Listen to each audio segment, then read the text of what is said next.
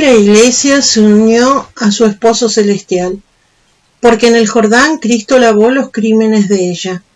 Los magos corren con presentes a las bodas reales, y los comensales se alegran con el agua convertida en vino. Aleluya.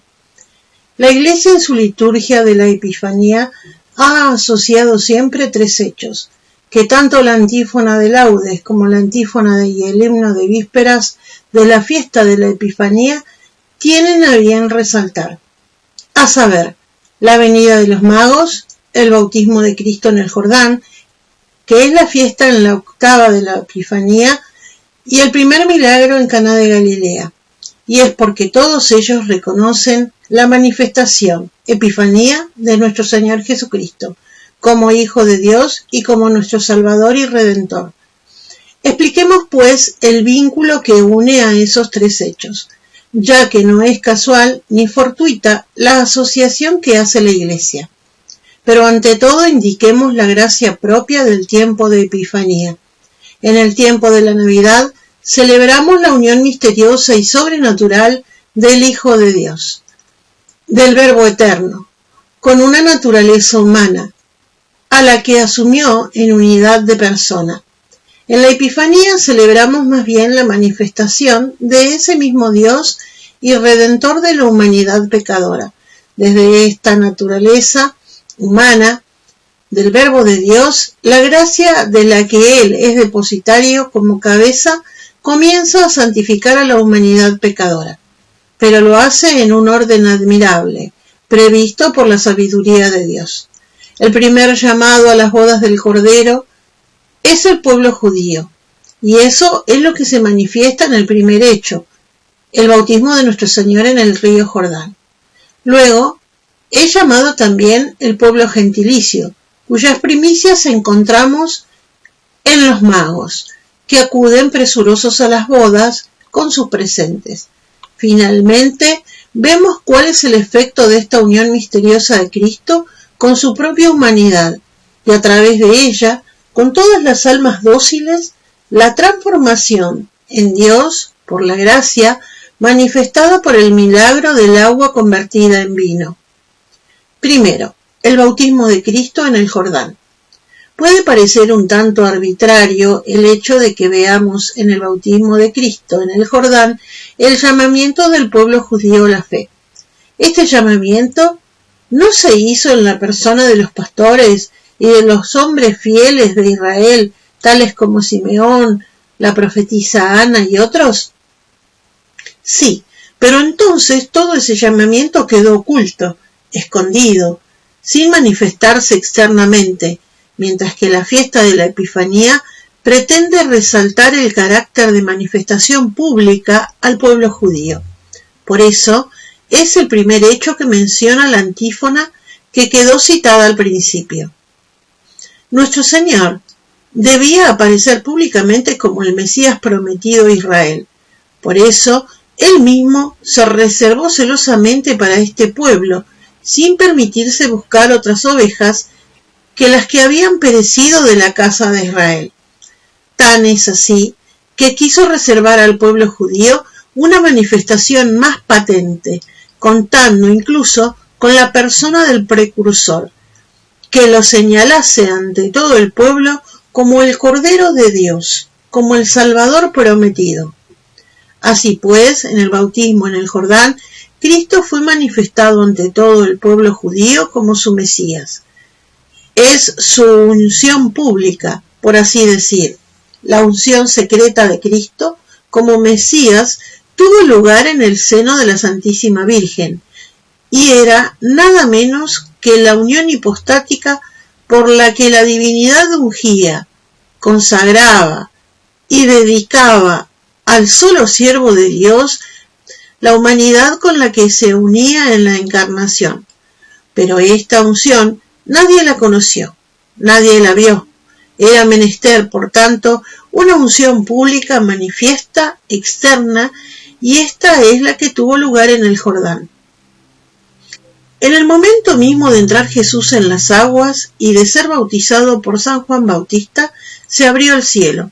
Se escuchó la voz del Padre, que declaró: que ese era su Hijo muy amado, en quien ponía todas sus complacencias. Se hizo presente la persona del Espíritu Santo bajo la forma de paloma, y el Verbo apareció como el Mesías prometido por Dios a Israel. Al mismo tiempo, se manifiesta claro está todo el poder santificador de la gracia. El agua quedó santificada para convertirse en la materia del sacramento del bautismo, y se declararon asimismo los efectos de este sacramento: el cielo abierto de nuevo para la humanidad pecadora, la falta expiada por el Cordero de Dios que carga con ella, y la Santísima Trinidad complacida en las almas así regeneradas. Segundo, la venida de los magos desde Oriente.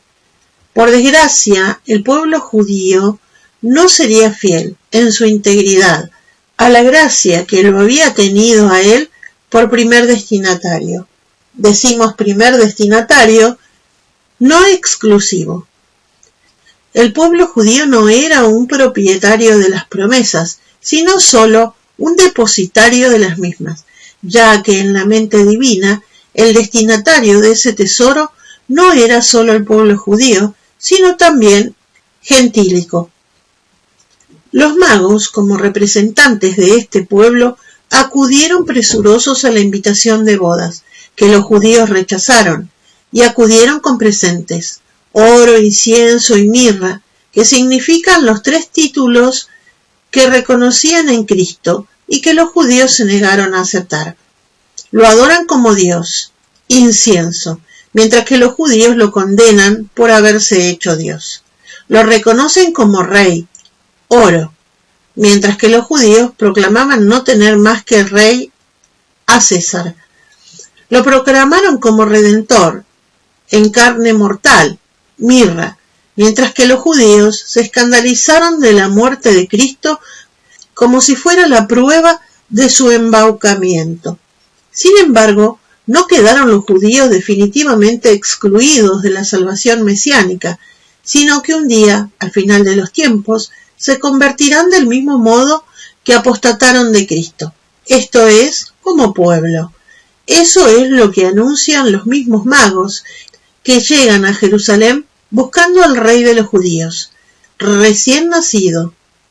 Eso mismo es lo que proclamó el anciano Simeón en su himno: luz para revelación de las naciones y gloria de tu pueblo de Israel. Jesucristo será primero la luz que se revelará a los gentiles, para volver a ser luego, al fin de los tiempos, la gloria de su pueblo de Israel. Y ese mismo título es el que ha quedado en nuestras cruces, a modo de profecía, durante 2000 años, hasta que se realice Jesús Nazareno, Rey de los judíos. INRI. Tercero, las bodas de Caná. La tercera manifestación esplendorosa de Cristo, con la que comienza su vida pública, es el milagro realizado por nuestro Señor a pedido de su madre en Caná de Galilea. En estas bodas místicas, en las que Cristo se une primeramente a las almas de los fieles de Israel, y invitan luego a las almas dóciles de la gentilidad, se realiza el mayor de los milagros. Por la intervención, claro está, de la Santísima Virgen, el agua, esto es, nuestra pobre naturaleza caída, desparramada, inutilizada, es convertida por nuestro Señor en vino, esto es, en una nueva criatura excelentísima, como el vino lo es respecto del agua, y digna de ser presentada ante el acatamiento de su Padre Celestial. Sí, ese es el poder que la gracia de Cristo ofrece en estas bodas místicas a todos los que dócilmente acuden a ellas. La transformación de toda su vida, de toda su actividad, en una vida y actividad divinas. Todo en el hombre queda transformado por la gracia, su vida privada, su vida familiar, su vida social, su religión, su política, su economía, su educación, sus costumbres, sus leyes. Eso es lo que los misioneros veían claramente en los países de misión. por el contraste marcado con lo que eran antes esos pueblos, y a lo que tal vez nosotros, demasiado acostumbrados a los siglos de costumbres cristianas, casi no solemos prestar atención. Conclusión. La Epifanía, como las demás fiestas de nuestro Señor, es parte integrante de nuestra vida espiritual. El tiempo de Epifanía se realiza en nosotros por las variadas luces que Dios, por su gracia, nos va dando sobre nuestro Señor. Aprendemos así a conocerlo, a amarlo y a servirlo, como lo hicieron la Santísima Virgen, San José, los pastores, los Reyes Magos, el anciano Simeón y tantos otros que lograron vivir en intimidad con nuestro Redentor. Pidamos a nuestro Señor Jesucristo la gracia de ser dóciles a las gracias que nos dispensa este sagrado tiempo. Respondamos, pues, con generosidad a un Dios que tan suave y misericordiosamente ha venido a buscarnos. ¿Qué puede ofrecernos el mundo que sea comparable a lo que nos ofrece nuestro Señor? Y sin embargo, ¿por qué el mundo encuentra tanta respuesta nuestra y tan poca nuestro Señor? Es que no lo amamos lo bastante, no reconocemos suficientemente los bienes que nos ha venido a traer, no nos paramos a pensar en ellos. Por eso, piadosamente, también la gracia de apreciar sumamente la gracia divina que Él viene a traernos y que le exigirá derramar en el tiempo de la pasión toda su sangre, no ya solo para salvar a su iglesia con las aguas del Jordán, sino para santificarla y purificarla con su propia sangre. El demonio está preparando la batalla decisiva contra Nuestra Señora. Lo que más aflige su inmaculado corazón y el de Jesús es la caída de las almas religiosas y sacerdotes que, abandonando su excelsa vocación, arrastran muchas almas al infierno. Tenemos a nuestra disposición dos medios eficacentísimos, la oración y sacrificio. El demonio quiere apoderarse de las almas consagradas, intenta corromperlas para inducir a otras a la impenitencia final. Usa de todas las astucias para introducir el mundo en la vida religiosa. De aquí viene la esterilidad de la vida interior y la frialdad de los fieles en renunciar a los placeres y en practicar el espíritu de inmolación. Sor Lucía al Padre Fuentes.